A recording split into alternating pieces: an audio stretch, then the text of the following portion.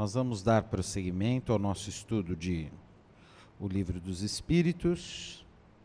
E estamos falando da Lei de Liberdade do capítulo 10, introduzindo a nossa compreensão daquilo que podemos chamar de liberdade, né? E vimos, eu quero dar uma retomadinha àquilo que falamos na semana passada. Então, há uma diferença entre um conceito de liberdade um pouco mais aprofundado, mais filosófico, mais sofisticado, e aquilo que no senso comum, que no dia a dia, com pouca reflexão, a gente chama de liberdade. No dia a dia, com pouca reflexão, né, a gente chama de liberdade a ausência total de regras, de cabrestos, não é, de amarras. A gente acha que ser livre é poder fazer o que quer, a hora que quer, do jeito que quer, e assim por diante. E aí a gente usou, para falar disso, uma metáfora, né? A metáfora do pássaro, a metáfora do leão, né? Na savana, livre, né? A gente imagina um pássaro como símbolo da liberdade, né? Ele tem aí os espaços, etc. No entanto, essa liberdade para ele é praticamente uma condenação, porque ele não tem escolhas. Um pássaro não escolhe. Um pássaro, ele está eternamente, quer dizer, enquanto ele existir, ele vai estar preso à sua condição de pássaro. Um leão vai ser, até o momento da sua morte, o leão estará aprisionado à sua condição de instinto. Então ele não tem escolhas. Um leão não pode ter mudanças de comportamento a partir daquilo que a gente chama de desejo. Um leão não tem escolhas. Um leão não é livre, né? Ele está condenado a agir conforme a sua natureza selvagem impõe a ele que ele seja. E nesse sentido, apenas o homem, e lembrando que quando falamos do homem, estamos falando da condição do espírito encarnado no mundo, apenas este ser, a que chamamos homem, aqui o pensador Heidegger dá o nome de ser aí, né, em alemão, das Ein, o ser aí, esse que se encontra na sua experiência imediata no mundo, no tempo, aquilo que os espíritos vão chamar de alma, né, que é o espírito encarnado, né, o espírito encarnado, o espírito, a singularidade, a individualidade, qualquer que seja a denominação, a terminologia que usemos, o que caracteriza esta criatura é justamente a sua liberdade. No entanto, essa liberdade, nem sempre ela é agradável ou confortável, pelo contrário. Porque, ao mesmo tempo que os animais estão aprisionados pelo instinto, eles também não têm responsabilidade sobre seus atos, né? Então, quando um cão, por exemplo, avança numa criança, morde, às vezes a gente ouve falar, o pitbull pegou uma criança, matou uma criança. Tem até uma música no Brasil, da roça, que todo mundo conhece, né? O Menino da Porteira. E o final da música, O Menino da Porteira, é assim, ó: quem matou o meu menino foi um boi sem coração. Né? Como se existisse boi bom e boi mau. Eu me lembro até de uma piadinha de um sujeito que foi numa briga de galo e queria apostar, não é? E aí ele chegou para o dono da rinha de galo e disse assim: eu quero saber qual que é o bom aí. E o dono da rinha falou: o bom é o galo branco, né? E aí ele apostou tudo no branco e o galo preto deu uma surra no branco e matou o galo branco. Ele foi lá reclamar, falou assim: mas o senhor não falou que o branco era bom? Ele falou: pois é, o branco é bom, o marvado é o preto. Né? Quer dizer, então é o marvado. Como se entre os animais tivesse o animal bom e o animal malvado.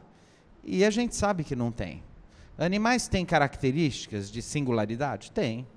Mas daí a gente afirmar que um animal tem características, né, que se comparem com a capacidade humana de pensar, de sentir, de desejar, de planejar, de projetar, etc., realmente não tem, tanto que eles não conseguem construir cultura, tradição, história, nada disso, né? Raciocínio lógico, matemática, enfim. Então, só o ser humano é capaz de todas essas coisas. Mas, ao mesmo tempo que ele é capaz de todas essas coisas, isso não deixa de ser um peso. Por quê? Porque, como nós não estamos aprisionados pelo instinto, a nossa vida é sempre a equação entre aquilo que o mundo nos dá e as escolhas que nós fazemos. Então, ao mesmo tempo que é bom ser livre, no sentido de não estar aprisionado ao instinto, ao mundo animal, à natureza, a nossa vida é sempre, o tempo todo, a cada segundo, o resultado de nossas escolhas. E, em geral, a criatura na Terra nunca está satisfeita com ela própria, nem com a vida que tem. E é muito triste perceber que, em geral, a vida que temos e que às vezes não consegue nos fazer felizes, é apenas o resultado de escolhas que nós livremente fazemos o tempo todo, toda hora, a todo instante. Então, começa a ficar difícil culpar o governo, começa a ficar difícil culpar a mãe, o pai, o irmão, o filho, o marido e alguns espíritas mais assim, ousados, vão culpar o obsessor, né? Ah, isso é um obsessor meu que não deixa. Quando, na verdade, a gente sabe que, a bem da verdade, em geral, a gente é o reflexo das escolhas que fez, porque, afinal de contas, tudo na existência tem um preço. Não há nada gratuito na existência, né? Tudo que eu quero, a vida vai me cobrar alguma coisa. Vocês vão falar, mas tem gente que tem mais coisas de uma forma mais tranquila e etc. E é justamente aí que a gente entra com a doutrina, com o princípio da reencarnação, na tentativa de atribuir à nossa experiência no mundo um mínimo de sentido, já que sem essa crença, ela fica totalmente desprovida de sentido e mergulhada naquilo que um pensador francês chamado Albert Camus, um literato, chamou de absurdo. Na realidade, a vida ela se apresenta, do ponto de vista imediato, absurda, ela não tem lógica nenhuma, não faz sentido. Se pararmos para pensar que vamos morrer, todos, a grande pergunta é, bom, já que vamos morrer, por que ter nascido? Que bobagem é essa? Para que tudo isso, já que todos vamos morrer, né? E numa visão materialista, então, a vida de verdade, ela não faz sentido nenhum, porque ela seria uma experiência totalmente fadada ao fracasso, ao insucesso. Quer dizer, se Deus não existe, não existe vida além da morte, nada passa de um grande acaso, de uma sucessão de experiências totalmente sem sentido. Somos jogados aí no mundo, né, desamparados por uma inteligência superior, entregues a toda sorte de sofrimentos, sem uma razão de ser, para chegar ao nada. E essa ideia é tão desesperadora e tão desconfortável, e tão triste para o homem, que ele consegue aurir dentro de si mesmo, e isso independente do tempo e da história, quer dizer, desde das mais primitivas experiências, isso que a gente considera como a consciência transcendental do ser humano, né? A ideia de que há dentro de nós uma intuição de que realmente deve haver alguma coisa depois da morte, porque senão nada faria sentido.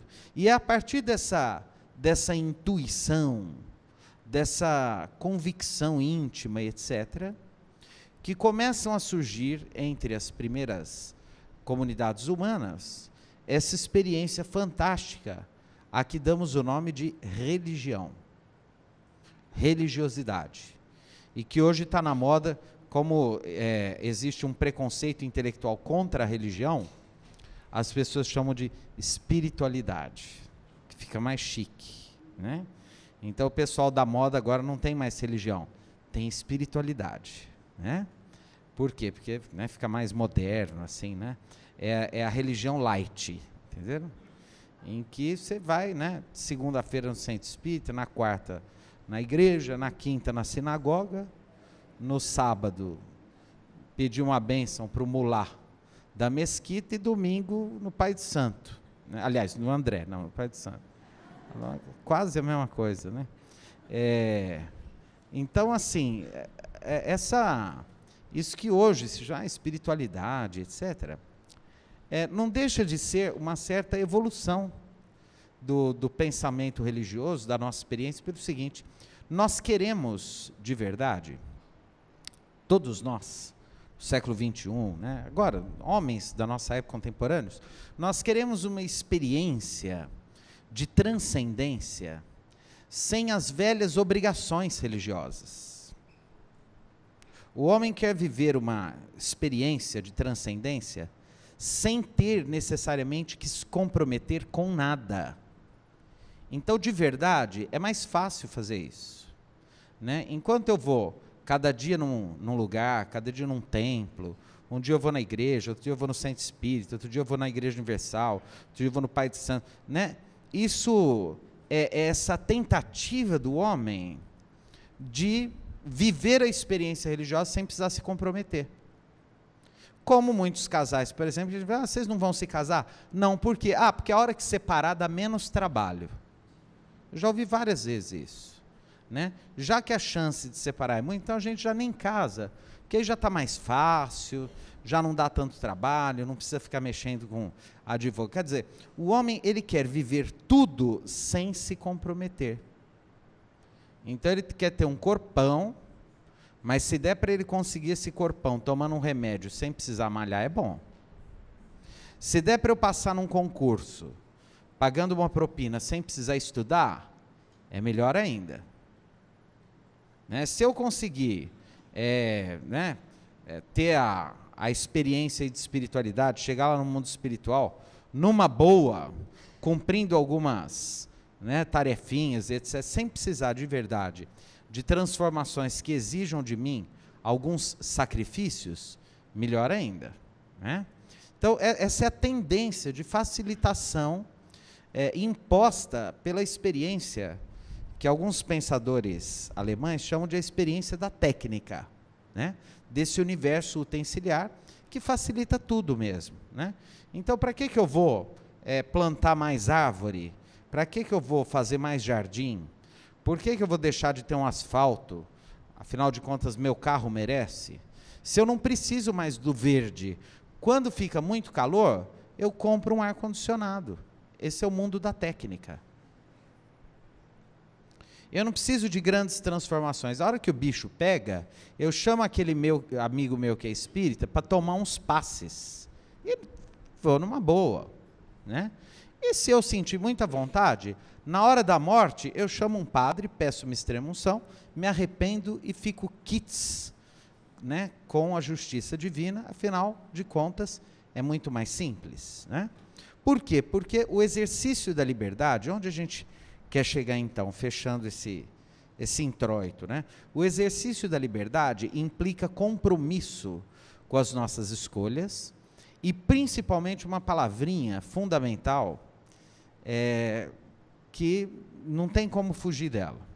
Ela é um pouco chata, mas não tem como fugir dela. E essa palavrinha é responsabilidade. Cada um de nós é absolutamente responsável por aquilo que faz da sua própria vida, né? Não tem obsessor, não tem marido, filho, né? O Jesus, lá no Evangelho, nos diz claramente: seja o teu sim, sim, seja o teu não, não. É isso? Está lá. O apóstolo Paulo vai dizer: tudo me é lícito, mas nem tudo me convém. O que é quente, eu engulo, o que é frio, eu engulo, o que é morno, eu cuspo fora, porque não vem de Deus. Quer dizer, como que a gente interpreta isso? O homem, a todo instante, de verdade, ele tem, com um certo discernimento, dentro de sua condição sócio-intelectual, condição de saber se ele está acertando ou se está errando, ele é livre. E às vezes a gente se engana, às vezes a gente mente só um pouquinho, traz só um pouquinho, rouba só um pouquinho, vagabundeia só um pouquinho, né? Fala mal dos outros só um pouquinho, julga só um pouquinho, como se, de verdade, né, as coisas pudessem ser feitas assim, e sendo tudo só um pouquinho, pode. Não pode é muito. Como vai? Né, meu tio é tão honesto, como se pudesse ter o tão honesto, o quase honesto, o mais ou menos honesto e assim por diante. Quando, na verdade, não é bem assim.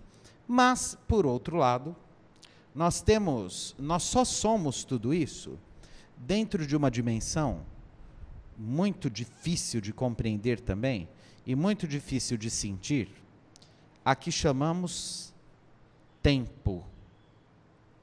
Como assim? Então vamos lá. O ser humano, ele só existe, o espírito, na verdade, e principalmente o ser humano, porque na dimensão humana da vida, essa sensação e a experiência de tempo é diferente no tempo. Então, por exemplo, aquele André que vos falou domingo passado, sinto muito, ele já não existe mais. E o de domingo que vem ainda não foi construído. O único possível de existir é esse que estávamos falando agora. E ainda assim, o do começo da palestra também já está morto. Esse que está falando agora já é um outro que a cada segundo vai se reconstruindo o tempo todo e tendo desejos, tendo escolhas, tendo experiências, tendo sentimentos, e esses sentimentos, eles vão mudando a cada momento, né? E é exatamente esse estado de sentimento que vai determinando aquilo que a gente pode chamar de personalidade espiritual. Então, quem é o André, ou o João, ou o Joaquim, ou o José? No meu caso, esse agora, só é esse agora. Eu só posso responder por ele agora. E ele tem, naturalmente, sonhos, desejos, ilusões, crenças, ignorâncias, falhas, erros. E aquilo, quando no nosso passado, né, ou no nosso presente, se a gente considerar que o presente é hoje, que a gente sabe que poderia ter feito uma escolha melhor e não fez, e isso nos lesou de alguma forma, ou lesou alguém de alguma forma, isso tem nome também. Essa responsabilidade, né, que a gente vai acumulando durante o tempo, tem o nome de culpa. Então, as culpas são parte integrante de nossa personalidade espiritual. Para que servem as culpas? Para chamar a atenção da gente para alguns perigos. É como se o sentimento de culpa fosse semelhante ao sinal amarelo do trânsito. Quando a gente vai agir de alguma forma, que no nosso arquivo de experiências, a gente sabe que realmente não deve agir daquela forma, ou agiu daquela forma e criou algum tipo de sofrimento para mim ou para o outro, etc., essa culpa, ela pisca igual um sinal amarelo. Falando assim, ó, cuidado, né? Você está prestes a acumular mais pontos na sua carteira de habilitação reencarnatória. Vamos pensar assim. É como se cada encarnação a gente tivesse uma carteirinha de habilitação, igual para dirigir, né? A validade de cada um depende. Tem gente que tem validade de 100 anos, 18 anos, 20, 30, 45, 80. Tem gente que consegue antecipar essa validade, porque está dirigindo muito mal, e os espíritos dizem assim, é preciso tirar ele da rodovia mais cedo, porque ele está causando muito acidente.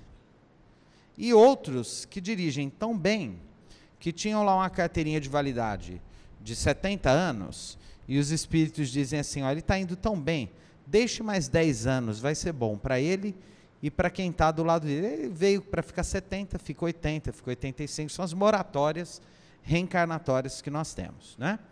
E, naturalmente, é como se a gente tivesse pontos mesmo.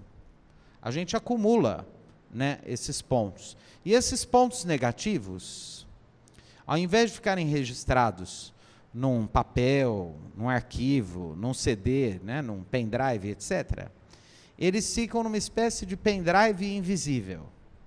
É o arquivo X de nossa memória espiritual, e eles têm nome. Esses itens se chamam culpa. Todos nós temos culpa. Só não tem culpa alguém que, primeiro, não erra, o que eu não acredito que exista algum entre nós. Segundo, aquele que tem algum tipo de doença mental, né, e vai acabar sendo naturalmente uma prova de etiologia espiritual difícil, né, que a gente chama de psicopatologia, os psicopatas. No campo da psiquiatria, um dos sintomas, né, daqueles que têm transtorno antissocial, né, transtorno de comportamento antissocial, que são os chamados psicopatas, um dos sintomas mais gritantes de um psicopata é a ausência de culpa. Ele é capaz de fazer as coisas mais monstruosas e não sentir culpa, não sentir pena, não sentir compaixão, permanecer absolutamente insensível a tudo isso, né? Aliás, há outras patologias que envolvem, por exemplo, a dificuldade de sentir mesmo qualquer coisa, né? Há doentes, né, psiquiátricos que não conseguem ter qualquer tipo de sentimento, nem amor, nem ódio, nem desprezo, nada. São pessoas que passam pela vida sem a experiência do sentir, né? Tem até um nome, vou pesquisar, depois eu trago isso para os pesquisadores da psiquiatria, etc. Esses espíritos, em geral, são espíritos com uma prova muito difícil também. Humberto de Campos nos conta uma palestra que o Dr. Bezerra de Menezes estava fazendo no mundo espiritual sobre a lei de causa e efeito. Ele falou sobre, né, os mecanismos de ação e reação, a culpa transformada em experiências de sofrimento e assim por diante. E aí um espírito levantou lá da plateia e disse que veio até o Dr. Bezerra e falou: olha, eu ouvi a palestra do senhor, mas eu já fiz muito mal, já fiz isso, e eu até hoje não sofri nada e nenhuma consequência de nenhuma ação má que eu fiz. Pelo contrário, eu me sinto muito bem, etc. E aí o Dr. Bezerra disse que olhou para ele e falou assim: meu filho, quando a gente espeta um cadáver com uma agulha, ele tem alguma reação? Então, o que o Dr. Bezerra quis dizer? Que há espíritos de tal forma comprometidos moralmente, que eles vão se anulando, se amortecendo, se anestesiando do ponto de vista do afeto, do sentimento, a ponto de se tornarem verdadeiros cadáveres espirituais, a ponto de empanarem totalmente, né, o sistema nervoso espiritual, poderíamos dizer assim, numa metáfora, né? No entanto, a hora que esses espíritos despertarem, numa condição evolutiva um pouco mais diferenciada, certamente, nesse arquivo que está lá, nos processos inconscientes do espírito, etc., vão vir à tona e, naturalmente, vão começar a se realizar no tempo e no espaço as provas dolorosas, os resgates dolorosos, para que esses arquivos definitivamente sejam apagados da história espiritual, não é, desta alma, deste ser. Então, as nossas culpas, elas são necessárias. É preciso tratar as nossas culpas com muito carinho, né? Eu já vi oradores espíritas, não, a gente precisa se livrar da culpa. Não, isso é bobagem, não pode. Porque se livrar da culpa é negar a culpa, e nós não podemos, principalmente o espírito mais lúcido, ele precisa lidar com a culpa com clareza, com lucidez. Errei nesse aspecto, estou disposto a mudar, aceito uma nova experiência, vamos pensar no plano da reencarnação, para tentar resgatar, trazer para perto, né? Reparar o dano que eu causei, construir o amor, porque no final das contas essa é a grande tarefa de todos nós. A gente reencarna para construir o amor. Às vezes a gente não consegue. Se a gente já conseguir para um espírito que a gente tem, vamos imaginar, 1 ou 2 ou meia dúzia de espíritos com quem a gente tem muitos problemas afetivos. Ódio, rancor, mágoas, sentimento de vingança, etc. Se a gente conseguir uma reencarnação e passar desse local do ódio, do rancor, da vingança, para a indiferença, já foi uma evolução. Numa outra encarnação, a gente pode vencer o desafio e transformar a indiferença em tolerância. Numa outra encarnação, a gente transforma a tolerância em uma certa simpatia. Na outra, um sentimento de carinho, de gratidão. Na outra, a gente ama. Quanto que isso pode demorar? Às vezes 1000 anos, 1200 anos, reencarnando aí. Agora, espíritos que são mais apressados, que têm vontade de evoluir, podem fazer tudo isso em 1, 2 encarnações. E aí vai também da condição intelectual, do poder da vontade, né? Há um livro de um psicanalista brasileiro importante, o Jorge Forbes, e eu vou voltar a falar desse livro interessante. Não é um livro espírita, é um livro de psicanálise, chamado, o título é bem interessante, é uma pergunta. O título é assim: você quer o que deseja? Porque o desejar é totalmente diferente do querer. Em geral, a gente deseja uma série de coisas, mas nem sempre a gente quer. Eu já vi, por exemplo, pais que desejam o melhor para os filhos, mas vivem criando chantagens e armadilhas para que os filhos não saiam de casa.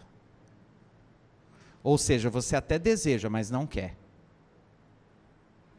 Esses dias eu estava vendo um programa na TV sobre a mãe de um garoto nos Estados Unidos, que era um garoto que tinha obesidade mórbida, e ele tinha, acho que 280 quilos, 300 quilos, uma coisa assim.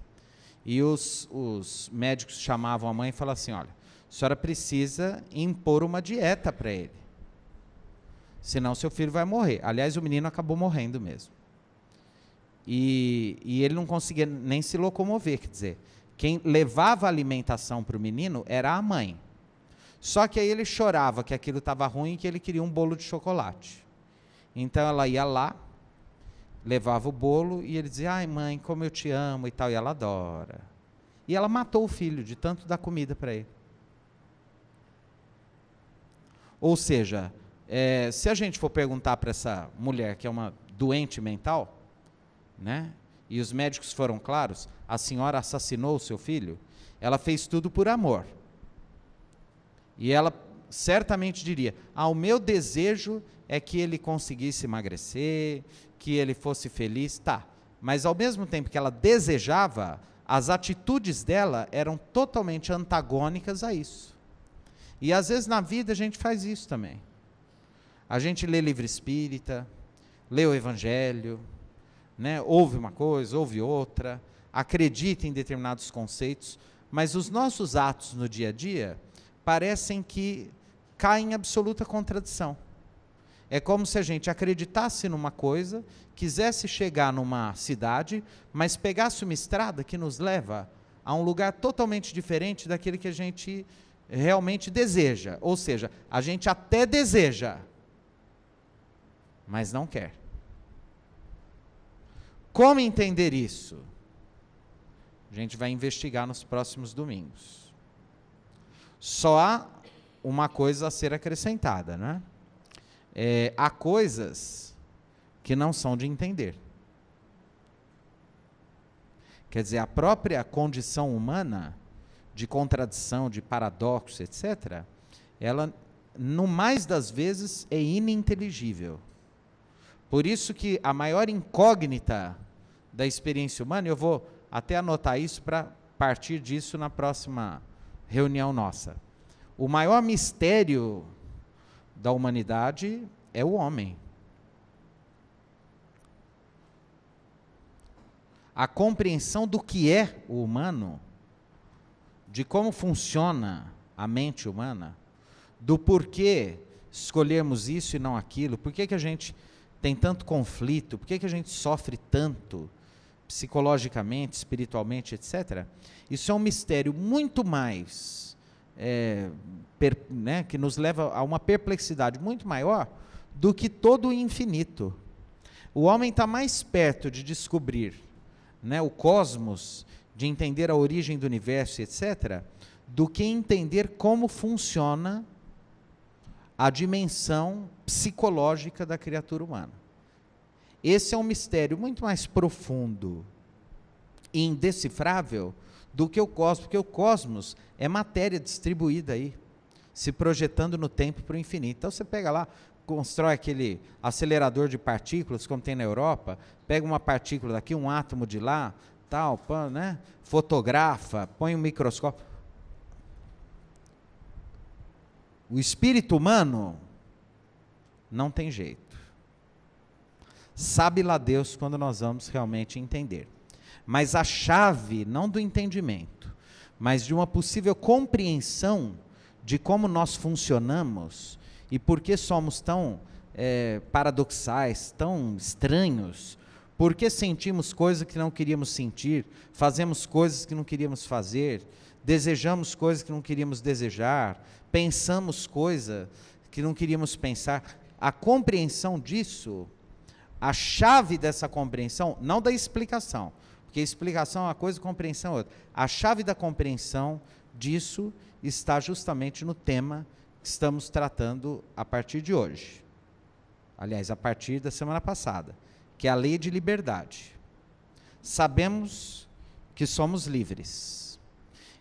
E Jesus, o Divino Mestre, sabendo disso, foi muito claro quando ele disse: eu sou o caminho, a verdade e a vida. Aquele que quiser vir a mim, que venha. Ninguém vai ao Pai senão por mim. Quem quiser me seguir, e olha o verbo que ele usa, quiser. Ele não fala assim, ó, eu a partir de agora, sendo dono do mundo, estou obrigando todo mundo a me seguir. Não, ele diz assim, quem quiser me seguir, que tome a sua cruz e me siga. Então ele usa o verbo querer, porque não adianta tentar se a gente não quiser. Ou é da nossa alma, ou é espontâneo, ou a gente segue porque quer, ou não adianta. Ou a gente vai estar rodando, sem chegar a lugar nenhum, sem sentido, é uma trajetória sem sentido. Agora, se a gente quiser, ele também não engana ninguém. Ele não fala assim, ó, quem quiser me seguir, que tome a sua Mercedes-Benz e me siga. Jesus diz, quem quiser me seguir, que tome a sua cruz. Então ele avisa, ó, não vai ser fácil. A escolha é sua. É pegar ou largar. O problema é que a gente pega. Só que é como se tivesse um mercado de cruz. De todos os tamanhos e todos os tipos. Em geral, a gente foge daquela grandona de madeira e fala, ele falou cruz, ele não falou tamanho nem o material. Aí a gente pega uma de acrílico bem pequenininha e sai saltitando atrás dele.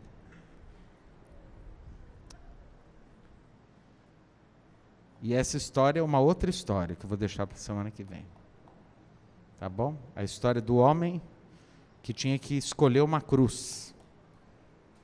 E aí ele pega uma lá, pequenininha, vai tocando, até que chega num lugar, que semana que vem eu vou dizer qual é.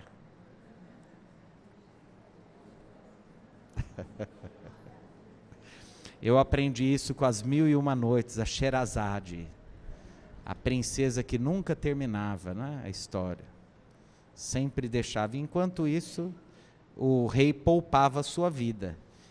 Eu quero viver uns 100 anos aqui. Então, eu tenho medo de terminar a história e desencarnar durante a semana. Então, isso aqui é a técnica que eu uso para ter vida longa. E que Jesus nos abençoe, nos proteja. e nos dê força para suportar a cruz do calor, que não está fácil, não é? Mas a gente chega lá. Vamos então, nesses momentos de paz, de tranquilidade, agradecer pelas bênçãos da vida. Para isso vamos mentalizar os fluidos luminosos que impregnam a atmosfera espiritual do nosso ambiente, procurar esquecer por alguns instantes as aflições que nos movimentam no mundo lá fora.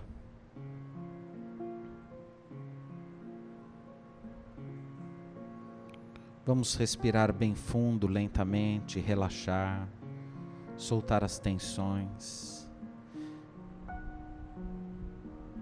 Mentalizar aquela figura de Jesus que mais nos é familiar. Visualizar Jesus trazendo ao encontro de seu coração amantíssimo o nosso orbe terrestre, envolvendo o planeta em sua paz, em sua misericórdia, em seu amor, encaminhando as nossas vibrações de paz a todos os recantos da terra onde haja dor e sofrimento. Pedimos pelas populações sofredoras, pelos campos de refugiados, pelos famintos, pelas vítimas das guerras, do ódio, dos terremotos, maremotos, das pestes, das inundações, das secas. Pedimos em favor dos líderes mundiais para que conduzam a humanidade à concórdia e à paz. Pedimos ao anjo Ismael que verta o olhar generoso sobre o nosso Brasil e ao nosso Dr. Bezerra de Menezes, que inspire os nossos governantes para as boas obras, emancipando social e espiritualmente o nosso povo, a nossa gente. Pedimos pelos nossos irmãos em sofrimento, que nesse instante estão nos leitos hospitalares, nas UTIs, pelas equipes de cuidados com esses nossos irmãos, pelos entes queridos que sofrem à cabeceira de um enfermo amado, pelos espíritos em processo de desencarnação, e pelos que ficam e sofrem e choram a dor da separação física, da saudade.